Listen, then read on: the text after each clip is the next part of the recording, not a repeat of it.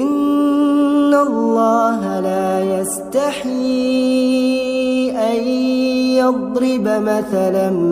ما بعوضة فما فوقها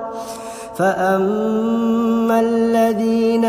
آمنوا فيعلمون أنه الحق من ربهم وأما الذين كفروا فيقولون ماذا أراد الله بهذا مثلا يضل به كثيرا ويهدي به كثيرا وما يضل به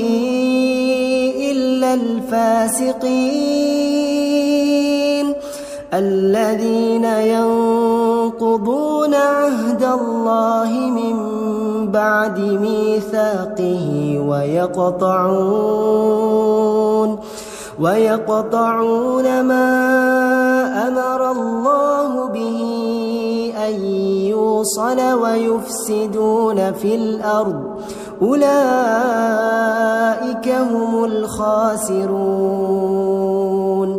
كيف تكفرون بالله وكنتم أمواتا فأحياكم ثم يميتكم ثم يحييكم ثم إليه ترجعون هو الذي خلق لكم ما في الأرض جميعا ثم استوى إلى السماء فسواهن 7 سماوات وهو بكل شيء عليم